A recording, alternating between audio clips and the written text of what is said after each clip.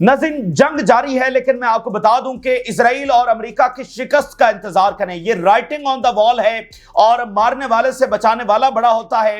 नाज़रीन, अब 10-11 दिन जंग के होने के बाद अब हमारे सामने ये बिल्कुल खुलकर वाज़ेह हो चुका है कि ईरान को हराया नहीं जा सकता है, बल्कि इजराइल और अमेरिका फंस चुके हैं अपनी बदमाशी और अपने तकब्बुर और अपनी अना और हठधर्मी और जिद की वजह से। और ये मुसलसल पिछले 20 महीनों से कंटिन्यूअसली सिविलियंस को जो वो शहीद करते चले आ रहे हैं। तो अब इन्होंने देखे ना, असल जो बुनियादी बात क्या हुई है नाज़रीन, बुनियादी बात ये हुई है कि ये एक शिकस्त को छुपाने के लिए इन्होंने मजीद एस्केलेशन की है, यानी एक शिकस्त के बाद दूसरी, दूसरे के बाद तीसरी। तो ये उधर गजा के अंदर फेल हुए हैं, ये हिजबुल्लाह के खिलाफ फेल हुए, ये यमन के खिलाफ फेल हुए। तो उन नाकामियों को छुपाने के लिए ये एस्केलेशन आफ्टर जो है एस्केलेशन करते रहे हैं। लेकिन अब ये बात बिल्कुल वाज़ेह हो चुकी है कि जो जंग इन्होंने मुसल्लत की है ईरान पर, वो इनकी गलती है और ये बिल्कुल उसमें से जीत नहीं सकते हैं। जो नाज़रीन डिसाइडिंग फैक्टर्स हो सकते थे इजराइल और अमेरिका की शिकस्त के हवाले से, वो सारे इस वक्त खुलकर हमारे सामने आ चुके हैं। यानी इन 8-10 दिनों के अंदर दुनिया ने देखना था कि ये चीजें होंगी तो कौन जीतेगा, वो अब खुलकर हमारे सामने आ चुकी हैं। इसलिए दुनिया खुलकर ये बात कर रही है कि अब जंग लंबी चले, महदूद हो जाए, सीज फायर हो जाए, जो भी मामला हो जाए, ये इसमें से जीतने वाले नहीं है। मैं कुछ फैक्टर्स आपके सामने रख देता हूं। इजराइल और अमेरिका को कोई लेजिटिमेसी हासिल नहीं हो सकी है, यूरोप तक में उनको लेजिटिमेसी हासिल नहीं हुई। कल जो बरतानिया के फॉरेन मिनिस्टर हैं, उन्होंने ईरान के फॉरेन मिनिस्टर को कॉल करके रिग्रेट का जो है वो इजहार किया है। आलमी सतह के ऊपर कोई लेजिटिमेसी अमेरिका को और इजराइल को हासिल नहीं हो सकी है। और ईरान की ऑफेंसिव कैपेबिलिटीज को दुनिया ने देखना था कि क्या वो सस्टेन कर सकती हैं। यानी ईरान ने हमला तो करके दिखा दिया, लेकिन क्या वो मुसलसल हमले कर सकता है, यानी वो सस्टेन कर सकता है। तो वो हमें नजर आ रहा है कि वो सस्टेन कर रहा है और कर सकता है। तो ये बहुत डिसाइडिंग फैक्टर था कि अगर ईरान के मिसाइल बरसना जारी रहे तो इजराइल फिर बचने वाला नहीं है, वो इसमें से जीत नहीं सकता है। क्योंकि उनका जो सारा गैम्बल था वो इसी बात के ऊपर था कि ईरान आगे से कोई बड़ा काबिल कदर स्ट्रेटेजिक सतह का कोई हमला जो है वो नहीं कर सकेगा। और फिर जो इंटरनेशनल सपोर्ट है नाज़रीन, वो हम ईरान के लिए देख रहे हैं आलमी सतह के ऊपर, इलाकाई सतह के ऊपर। वो इस वक्त आप देखिए कि दुनिया के कोई 6 बड़े आजम तो ईरान को सपोर्ट कर रहे हैं और बाकी एक बड़े आजम में जो है वो आधा, और ये सारा मामला है। 6 बड़े आजम तो ईरान को सपोर्ट कर रहे हैं, पूरा ग्लोबल साउथ जो है वो ईरान के साथ खड़ा हुआ है। तो इंटरनेशनल और इलाकाई जो सपोर्ट है वो ईरान के साथ है। और फिर नाज़रीन, इस जंग में डिसाइडिंग फैक्टर एक ये होना था कि रशिया और चाइना ईरान के साथ खड़े होंगे, लेकिन किस हद तक खड़े होंगे, ये सबसे बड़ा डिसाइडिंग फैक्टर होना था। वो आज हमें पता चल गया है कि वो बहुत अगली सतह के ऊपर जाकर खड़े हो गए हैं। और इजराइल का एयर डिफेंस वो कितना काम करेगा, वो हमारे सामने आ गया कि वो कोलैप्स कर रहा है, तेजी के साथ डैमेज हो रहा है। और इजराइल की सोसाइटी के अंदर जो पैनिक है, जो डिवीजन है, वो बड़ी है। आज हम आपके सामने एक हिस्टोरिक रिपोर्ट रखने जा रहे हैं और बिल्कुल ये कॉलोनी खत्म हो रही है नाज़रीन। तारीख में पहली बार तल अवीव जो है वो खाली हो रहा है। ये तारीख में पहली बार हो रहा है कि तल अवीव खाली हो रहा है। और वो कह रहे हैं कि सड़कें वीरान हैं और गलियां जो है वो सुनसान है और घोस्ट टाउन उन्होंने तल अवीव को जो है वो डिक्लेयर कर दिया, जैसे यहां पर कोई रहने वाला है ही नहीं। ये तल अवीव में पहली बार हो रहा है। और खासकर जो आखिरी ये लास्ट जो 48 घंटे हैं, ये बहुत ज्यादा डिसाइडिंग साबित हुए हैं, क्योंकि इसमें वो इजरायली सेटलर जो इंतजार कर रहे थे कि क्या इजराइल का एयर डिफेंस उनको प्रोटेक्शन दे सकता है, क्या इजरायली एयरफोर्स उनको प्रोटेक्शन दे सकती है, जो बार बार ये दावा कर रही है कि उन्होंने ईरान को ये डिस्ट्रॉय कर दिया, ईरान को वो डिस्ट्रॉय कर दिया। तो पिछले 48 घंटे उन सेटलर्स के हवाले से बड़े डिसाइडिंग साबित हुए हैं, जिन्होंने अब ये फैसला किया है। उनको समझ आ गई है कि ये यहां पर मामला चलने वाला नहीं है, यहां पर प्रोटेक्शन जो है वो फारिग हो गई है। तो इसलिए मैस इवैक्यूएशन वहां से हो रही है। मैं आपको सिर्फ एक छोटी सी मिसाल देता हूं, और मतलब वेस्टर्न भी और यूरोप भी इस वक्त हैरान है कि ये इजराइल में हो क्या रहा है। नाज़रीन, उन्होंने आरजी फ्लाइट्स खोलने की बात की, तो एक सिर्फ एयरलाइन की एक फ्लाइट के ऊपर जिसमें चंद सौ सीटें होती हैं, उस पर 25,000 एप्लीकेशंस आई हैं, 25,000 एप्लीकेशंस आई हैं। यानी सीटें चंद सौ हैं और एप्लीकेशन 1000। आप मुझे बताइए किस मुल्क में ऐसा होता है, किस दुनिया के कोने में इस तरह होता है? ये इजराइल के अंदर इस वक्त हो रहा है। तो सोसाइटी जब उनकी पूरी तरह से पैनिक कर गई है, this is the end of this colony, और ये सारा प्रोजेक्ट जब वो खत्म हो रहा है। इंटरेस्टिंग बात देखिए, ईरान किस स्ट्रेटजी के साथ आगे बढ़ रहा है। इजराइल ने यह अनाउंस किया कि वो इकोनॉमिक एक्टिविटीज खोलने जा रहा है। तो ईरान की जानिब से उनकी जो स्टॉक मार्केट है उसके ऊपर अटैक कर दिया गया। अच्छा, कल इजराइल ने यह अनाउंस किया कि वो जो फ्लाइट्स हैं वो खोलने जा रहा है। टेम्परेरी सिविल एविएशन जो ऑपरेशंस हैं वो शुरू होने जा रहे हैं, यानी फ्लाइट्स टेम्परेरी हम इसको शुरू करने जा रहे हैं। तो ईरान की जानिब से आज बेन गोरियन एयरपोर्ट को निशाना बना, वो भी जबरदस्त हो गया, यानी जिसके ऊपर चंद सौ के ऊपर थाउजेंड्स ऑफ एप्लीकेशंस आई थी वो भी नहीं हो रहा। वो बेन गोरियन एयरपोर्ट को ईरान ने आज दोबारा जब निशाना बना दिया, तो वो जो फ्लाइट्स खोलने वाले थे वो भी मामला गया। और असल में इसमें दिलचस्प बात क्या है, एक और दिलचस्प बात यह है कि ये इजराइल जंग के दौरान में ये क्यों पहले उसने अनाउंस किया कि इकोनॉमिक एक्टिविटी शुरू करने जा रहे हैं, फिर उसने ये अनाउंस क्यों किया कि हम एविएशन शुरू करने जा रहे हैं, मिसाइल तो बरस रहे हैं। असल में वो ये पोर्ट्रे कर रहे हैं कि हम जो वहां पर ईरान पर जाकर अटैक्स कर रहे हैं, जो बमबारी कर रहे हैं, उससे ईरान की जो ऑफेंसिव कैपेबिलिटीज है वो तबाह हो रही हैं। तो वो इसलिए कभी अनाउंस करते हैं कि हम इकोनॉमिक एक्टिविटीज खोल रहे हैं, कभी कहते हैं हम सिविल एविएशन खोल रहे हैं। तो ईरान हर बार जो है वो उनको सरप्राइज कर देता है। तो कल इन्होंने ये बात की कि हमने इनकी जो मिसाइल कैपेबिलिटीज हैं और खैबर शिकन है वो सारा हमने तबाह किया है। अच्छा, आज क्या हुआ है, अभी जो ईरान ने अटैक किया उसमें खैबर शिकन मिसाइल उन्होंने सवाल किए, यानी जिसको तबाह करने का दावा करते हैं वो वही सवाल। इसके अलावा खैबर शिकन है, इसके अलावा इमाद मिसाइल है, इसके अलावा फतह मिसाइल है जो ईरान ने भी दाग दी है। तो ये वो सरप्राइज उनके लिए हो रहा है। वो दावा करते हैं कि हमने ईरान को तबाह कर दिया है, उसकी ऑफेंसिव कैपेबिलिटीज तबाह कर दी हैं, वो फिर आ जाते हैं और वहीं पर हिट करते हैं जिसको वो ओपन करने की बात करते हैं। चाहे इकोनॉमिक एक्टिविटीज हो तो वो स्टॉक मार्केट और एविएशन हो तो बेन गोरियन उन्होंने हिट कर दिया है। और अभी जो उन्होंने नाज़रीन अटैक किया है, विद इन फ्यू आवर्स उन्होंने दोबारा से हमला कर दिया, जो बहुत ही सरप्राइजिंग है उनकी कैपेबिलिटीज के हवाले से कि उन्होंने वक्फा जो है वो सिर्फ 1 घंटे का वक्फा हुआ है, उन्होंने ताज़ा तरीन नए हमले जो है वो किए हैं। तो मैं आपके सामने जो बड़ी डेवलपमेंट्स हो रही हैं आपके साथ शेयर करने जा रहा हूं, और जो मैं आपके सामने ये बात रख रहा हूं कि दिस इज द एंड, तो वो सबूत भी हम आपके साथ शेयर कर रहे हैं। पहले तो आप देखिए, प्यूटन की जानिब से स्टेटमेंट आई है, नजरें रशिया के ऊपर लगी हुई हैं और वहां पर ईरान के फॉरेन मिनिस्टर पहुंचे, तो प्यूटन की जो स्टेटमेंट आई है जरा देखिए। Unprovoked aggression against Iran has no basis or justification। बिल्कुल मामला खत्म हो गया। एग्रेशन अनप्रोवोक्ड था और इसकी कोई बेस नहीं है, कोई जस्टिफिकेशन नहीं है। हमारे सामने कोई बात ना रखी जाए कि नहीं ऐसे वो न्यूक्लियर है, फलाना है, कोई जस्टिफिकेशन नहीं है। मैं आपको बताऊं कि जो सोवियत यूनियन है उसका बड़ा किरदार रहा है मिडिल ईस्ट की जंगों के हवाले से। जब अरब इजराइल जंगें चलती रही और मिडिल ईस्ट में जो भी कुछ होता रहा, सोवियत यूनियन का हमेशा किरदार रहा है। और माजी में बिल्कुल ऐसा हुआ है कि जब यानी इजराइल फातेह हो रहा होता था और वो मजीद आगे बढ़ रहा होता था, तो सोवियत यूनियन आ जाता कि इजराइल फिलफौर यहां पर रुके, वगरना हम आ रहे हैं, तो जंगबंदी भी हो जाती थी, मामला भी हल हो जाता था, ठीक है ना। तो इसीलिए 80 से नेतन्याहू के बयानात ऑन रिकॉर्ड पड़े हुए हैं जिसमें वो सोवियत यूनियन को तोड़ने की बात कर रहा है। अब भाई इजराइल का क्या ताल्लुक है सोवियत यूनियन से, हालांकि यहां पर तो उनके डुअल नेशनल्स रहते हैं, सबसे ज्यादा उनके डुअल नेशनल्स रहते हैं। तो ये सारी ग्रेट गेम तो सोवियत यूनियन को तोड़ने की बात ये कर रहा था 80 से नेतन्याहू, और फिर हमने देखा जो सोवियत यूनियन के साथ हुआ। और तो रशिया जब जब खड़ा होता है सबकी बोलती बंद होती है। मिसाल के तौर पर रशिया ये कह दे कि हम यहां पर जंगी तारे भेज रहे हैं, हम यहां पर न्यूक्लियर डिप्लॉय कर रहे हैं, तो मुझे बताइए किसकी जरूरत है। यानी इसमें डिसाइडिंग फैक्टर रशिया भी है या चाइना भी है। देखिए ये जो 90s है ना, यानी 90 के अंदर वो कोलैप्स हुआ सोवियत यूनियन, और वहां से लेकर 2022 तक ये समझ लें कि अमेरिका का एक ऐसा पीरियड था जिसमें अमेरिकन एम्पायर अनक्वेश्चनेबल था।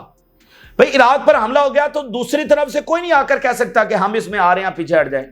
तो ये अनक्वेश्चनेबल पीरियड था। उससे पहले ऐसा नहीं हुआ कि जो है वो अमेरिका के लिए अनक्वेश्चनेबल पीरियड हो। अगर वो वियतनाम में गया तो सोवियत यूनियन वहां पर है, और फिर इनके साथ वियतनाम में क्या हुआ है, ठीक है। तो ये बड़ी इंपॉर्टेंट बात है। यानी अगर रशिया ये कह देता है, और जो कल से बात उनकी जानिब से आ रही है कि हम ये करने जा रहे हैं, तो मुझे बताइए किसकी जरूरत है। तो सबसे डिसाइडिंग फैक्टर यह है कि return of the Russia and rise of the China, एक मुतबादिल पावर का इस दुनिया के अंदर जहूर हो जाना, ये सबसे बड़ी बात है। और वो की रीजनल उनका एलाय है, यानी ईरान इन दोनों ताकतों का की रीजनल एलाय है जिसको वो किस तौर पर अबंडन नहीं कर सकते। रशिया के लिए एक लिटिल प्रॉब्लम यहां पर जरूर है, यानी अगर रशिया ये कहता है कि हम यहां पर ये दे रहे हैं, जंगी तारे भेज रहे हैं या न्यूक्लियर डिप्लॉय कर रहे हैं, तो फिर यूरोप कहेगा कि फिर इसी प्रिंसिपल के ऊपर हम यूक्रेन को ये दे रहे हैं। तो रशिया के लिए थोड़ी सी प्रॉब्लम तो है, लेकिन फिर रॉकेट मैन किस जो है ना किस चीज का हल है? फिर रॉकेट मैन भी तो है ना, तो रॉकेट मैन दे देगा। अब रशिया कहेगा भाई हम तो नहीं दे रहे, तो नॉर्थ कोरिया दे देगा। इसमें क्या मसला है? तो मसला सिर्फ ये है खड़ा होना है, तो वो खड़ा हो गया रशिया, बस खुलकर बात हो गई है।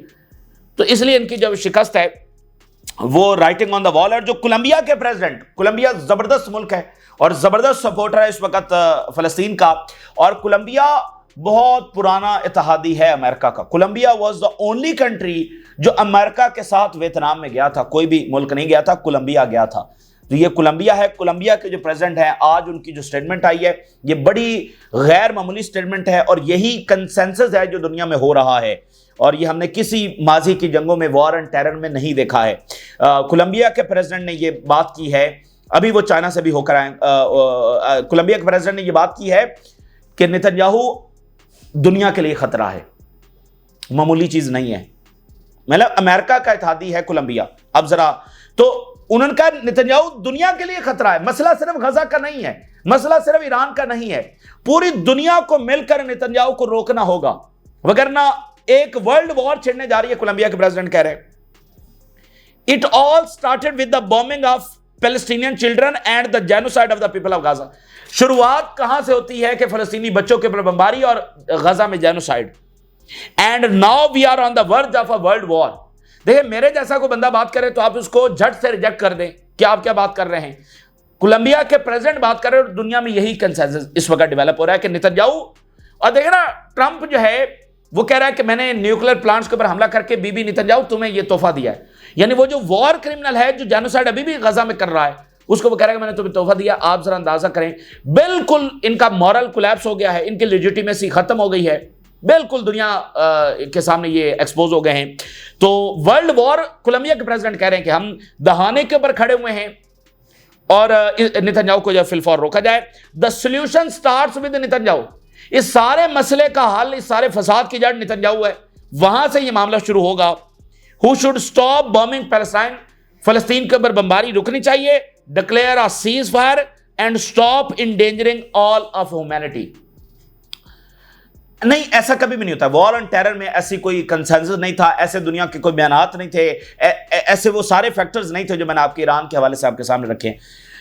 तो वो कह रहे हैं ये सारी ह्यूमैनिटी का मसला है, ये सिर्फ फलस्तीनियों का, ईरानियंस का मसला नहीं है। और ये पैगाम उन रीजनल कंट्रीज को भी है। अगर कोई खामोश बैठना चाहता है तो कोलंबिया, वो लातीनी अमेरिका का मुल्क, कह रहा है ये सारी ह्यूमैनिटी का मसला है। तो जो ईरान के बॉर्डर्स के ऊपर बैठे हैं वो कैसे न्यूट्रल हो सकते हैं? ये मैसेज उनके लिए भी है, लेकिन ये गैर मामूली है। अच्छा, अब जरा ईरान का रिस्पॉन्स देखिए अमेरिका को। The clock no longer ticks in your favour.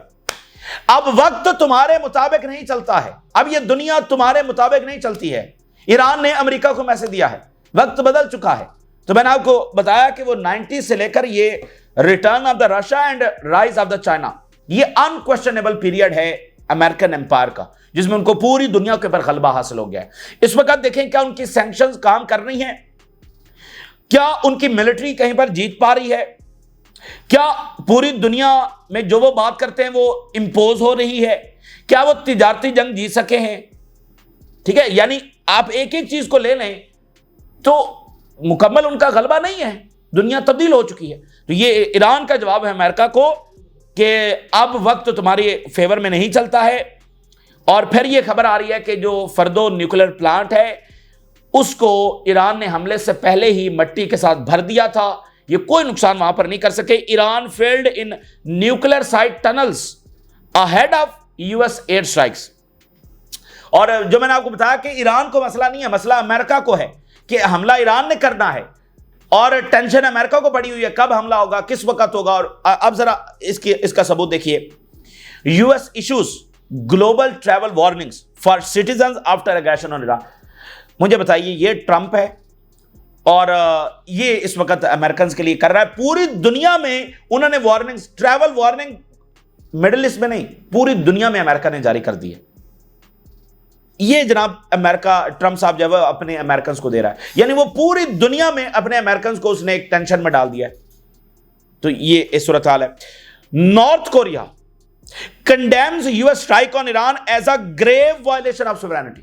सख्त तरीन रद्दमल जब वहां से सामने आया है, तो ये दुनिया में इकदाम हो रहे हैं। अब मैं आपके सामने तल अवीव से जो स्पेशल रिपोर्ट आ रही है वो आपके सामने रखता हूं, और ताजा तरीन जो हमले हो रहे हैं, और खासकर पिछले 48 घंटे।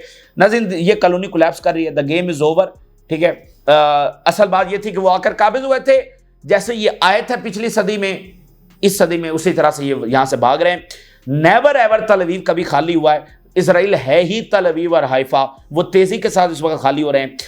उन्होंने तल अवीव को घोस्ट टाउन कह दिया। घोस्ट टाउन उसको कहते हैं कि मतलब बिल्कुल खंडरात हैं और कोई बंदा वहां पर नजर नहीं आ रहा, खाली सड़कें हैं और सुनसान और वीरान सारी जगह हैं। घोस्ट टाउन है और खंडरात हैं। तल अवीव इस वक्त घोस्ट टाउन उन्होंने डिक्लेयर कर दिया है। तो ये इनका जितना नुकसान हो रहा है ये बहुत कम उससे बता रहे हैं। मैं आपके सामने हेडलाइंस रखने जा रहा हूं। तल अवीव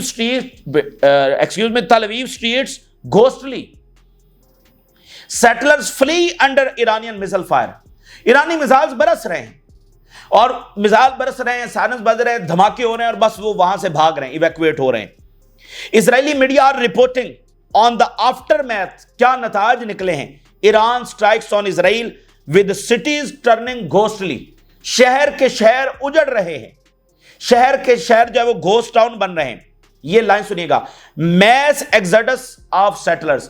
एक्सोडस हो रहा है, यानी वहां से वो बड़ी तादाद के अंदर निकल रहे हैं। और एक्सोडस इनका रिलीजियस इवेंट भी है, वो सारा जो हुआ, लेकिन वो सारा तारीख का ऐसा है। तो एक्सोडस जो है वो जनाब यहां सेटलर्स का हो रहा है, बहुत बड़ी बात है, first ever in the history. तो और मुझे बताइए कि क्या कॉलोनी ने कोलैप्स होना है? और पिछली सदी में जब ये आए हैं, ये आने के लिए तैयार नहीं थे। अगर वर्ल्ड वॉर 2 ना होती तो ज़ायनिस्ट लीडर जो है वो बड़े गुस्से में थे और अपने इन लोगों के बारे में कहते थे ये कैसे, बड़ी उनको बुरा भला कहते थे कि हम यहां पर कॉलोनी बना रहे हैं और ये आ नहीं रहे। तो वो तो वर्ल्ड वॉर 2 ना होती तो ये आने के लिए तैयार नहीं थे। तो फिर जब ये आए हैं, इनकी सिक्योरिटी का बंदोबस्त पहले बरतानवी फौज ने किया है, फिर इनकी प्रोटेक्शन के लिए बहुत कुछ किया गया है। तो सारी गेम ही प्रोटेक्शन की है जो खत्म हो रही है। Alarmed by the situation in Tel Aviv, the city that never rest. एक ऐसा शहर जो कभी रेस्ट नहीं करता, यानी दिन है रात है, वहां पर रोशनियां हैं, लोग हैं, कैफे खुले हुए हैं, दुकानें खुली हुई हैं, बाजार खुले हुए हैं। The city that never rest, ये तल अवीव के बारे में कहा जाता है। It indicated that the city was forced to stand still by Iran missiles. एक तो ये हुआ कि पूरे का पूरा शहर इस वक्त आसमान की तरफ देख रहा है, अभी हमला हुआ, अभी हमला हुआ, ये उनकी हालत थी। Known for its constant Bansal and noise. तल अवीव मशहूर है अपनी मतलब बसल के और नॉइस के हवाले से, मतलब लोग आ रहे हैं, जा रहे हैं, टूरिज्म हो रहा है। मैंने बताया ना कि रोशनियां और बाजार खुले हुए हैं और शोर शराबा, ठीक है ना, मतलब बिजी सिटी। और आज वहां पर क्या है? It suddenly appeared deserted. और अब ये बिल्कुल सहराब और मतलब बिल्कुल सुनसान और वीरान। The channel revealed explaining how everyone is packing their bags to leave. हर कोई अपना सामान पैक कर रहा है। क्या ईरान में ऐसा हो रहा है? ईरानियंस कह रहे हो कि हम अफगानिस्तान जा रहे हैं, हम तुर्की जा रहे हैं, हम दुबई जा रहे हैं, ठीक है। ईरानियंस तो यहीं हजारों सालों से यहां पर रह रहे हैं।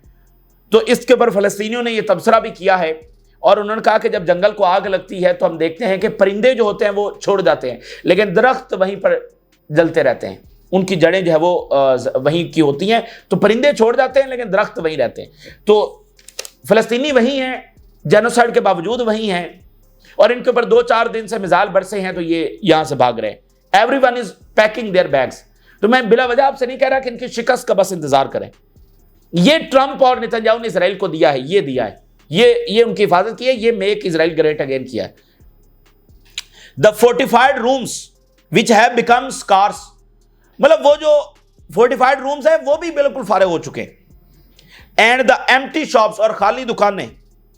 Adding that even when the municipality decided to open parking lots for free, municipality ने पार्किंग फ्री खोल दी, बट नो वन बेनिफिटेड, लेकिन उसका किसी ने फायदा नहीं उठाया। Because the city is simply fleeing from itself, क्योंकि शहर तो सारा छोड़ रहे हैं, अब आप पार्किंग फ्री करके क्या हासिल हो जाएगा भाई? पैनिक है ना भाई, लोग गाड़ियों में फिर रहे हैं, मिजाज बच गए, उन्होंने गाड़ियां खड़ी की और शेल्टर में भाग गए, तो पार्किंग शार्किंग उन्होंने सारी फ्री कर दी। वो कह रहे हैं क्या करना है फ्री पार्किंग का, शहर में कोई है ही नहीं, सारे तो लीव कर रहे हैं। Even the oldest settlers in Tel Aviv recall a similar cannot recall a similar situation. सबसे जो बड़े हैं, यानी सबसे ज्यादा जो एज वाले सेटलर्स हैं, वो भी ये नहीं इमेजिन कर सकते कि उनके टाइम में माजी में 50 साल पहले ऐसे हुआ था। कभी ऐसा हुआ ही नहीं। Most apartments in old buildings lack any shelter. और जो पुरानी बिल्डिंग्स है उनमें तो शेल्टर है ही नहीं, और नई में है लेकिन महफूज नहीं है। और वहां पर फिर ये एक फड्डा ये भी है कि अगर एक बिल्डिंग वाले हैं, सामने वाली बिल्डिंग वाले उनके शेल्टर में आ गए हैं, तो ये वाले कहेंगे कि हम तुम्हें नहीं आने देंगे। ये इजरायली सोसाइटी है। Lack any shelter within the building are fortified rooms. और पुरानी बिल्डिंग्स में तो ये शेल्टर्स है ही नहीं। मेजॉरिटी ऑफ सेटलर्स लेफ्ट तल अवीव। अक्सरियत छोड़कर जब वो जा रही है, जिसके पास वहां पर ऑप्शन है वो छोड़कर जा रहा है। The majority of the residents have left the city, those who were undecided. कुछ वो थे जो बैठे हुए थे कि जो डिसाइड नहीं कर पा रहे थे छोड़कर जाना चाहिए नहीं जाना चाहिए। स्टेइंग और लिविंग के यहां पर रहें या छोड़कर चले जाएं, were finally persuaded to leave after a direct hit on one of the city's upscale tower. इस कशमकश के अंदर थे कि छोड़कर जाएं या ना जाएं, रहें या क्या करें। ईरानियन मिसाइल जो है सिटी का जो सबसे ऊंचा उनका टावर था वहां पर आकर टकराया।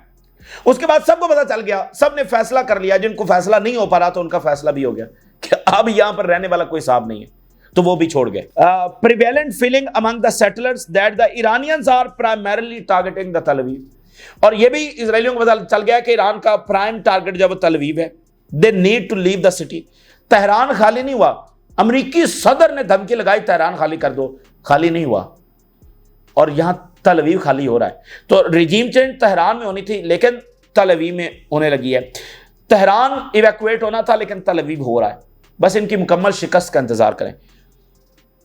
रमत अवीव, ये तल अवीव का एक बड़ा पॉपुलेटेड एरिया है, was devastated area as after an earthquake. ये जो सबसे पोश और सबसे अहम तरीन एरिया है, वो इसको बयान कर रहे हैं कि इसकी हालत ऐसे हो चुकी है कि जैसे यहां पर जलजला आया हो। और एआई एयरलाइंस है, इसने 25,000 रिक्वेस्ट जो है फॉर फ्लाइट्स अब्रॉड फ्रॉम तल अवीव इन्होंने रिसीव की टू एस्केप ईरानियन मिसाइल्स। इस तरह से ये हालत हो रही है वहां पर। तो ये हमने स्पेशल रिपोर्ट आपके सामने रखी है। अभी ये हमले जारी हैं और अब आप देखें खैबर शिकन मिसाइल इस्तेमाल किए, इमाद मिसाइल इस्तेमाल किए, फतह मिसाइल उन्होंने इस्तेमाल किए। वो जिसको कहते हैं कि हमने इसको नुकसान पहुंचाया वो वही मिसाइल डाल। ये बड़े ताकतवर मिसाइल हैं। खैबर शिकन, फतह हाइपरसोनिक मिसाइल बड़े ताकतवर हैं, इमाद बड़े ताकतवर मिसाइल हैं। और खैबर तो फिर आपको जानते हैं कि वो क्यों अब इस्तेमाल इन्होंने करना शुरू किया है। खैबर की पूरी तारीख आपको पता है। तो तल अवीव यकीन मानिए इस वक्त उजड़ रहा है, खंडर बन रहा है, और इजरायली ये अफोर्ड नहीं कर सकते हैं, भाग रहे। मुझे बताइए इसके पीछे और क्या बचा? जंग इन्होंने छेड़ी है, ईरान ने हमला नहीं किया है, इन्होंने जंग छेड़ी है। और हालत ये है, और अभी कितने दिन हुए, तो अभी तो ईरान इतने मिसाइल और इतने ड्रोन्स लेकर बैठा हुआ है कि ये साल हर साल चलेंगे। तो फिर ये मुझे बताइए इजराइल की एग्जिट स्ट्रेटजी क्या है? अब अमेरिका बरह रास्त आकर हमला करेगा, मतलब न्यूक्लियर से हटकर हमला करेगा। अब देखिए मजीद हमले। Iran launches multi Salvo attack on Israel strategic facilities, hit. Sirens have sounded non stop for at least 40 minutes in the north, south and centre spanning large areas. 40 minute तो मुसलसल, एक सेकंड भी वो रुके बगैर सायरन बजते रहे। अब सोचिए इजराइल के अंदर हालत क्या होगी। पावर आउटरेज रिपोर्टेड, तल अवीव, हाइफा, आगे पीछे, और इंफ्रास्ट्रक्चर तबाह हुआ है जिसके जरिए जिसकी वजह से ये पावर आउटरेज, बिजली गायब है, हजारों इजरायली बिजली से महरूम हो गए हैं। गुलान हाइट्स पर अटैक हुआ है, और नहारिया, अका, अब देखें ना ये सारा नॉर्थ का एरिया वो हिट कर रहे हैं। नहारिया पर पहली बार हमला हुआ है, अका का जो एरिया है वहां पर हुआ है। तो ये मुझे लगता है कि हिजबुल्लाह की तैयारी है। ये जो नॉर्थ में अटैक कर रहे हैं ना, ये हिजबुल्लाह की तैयारी है।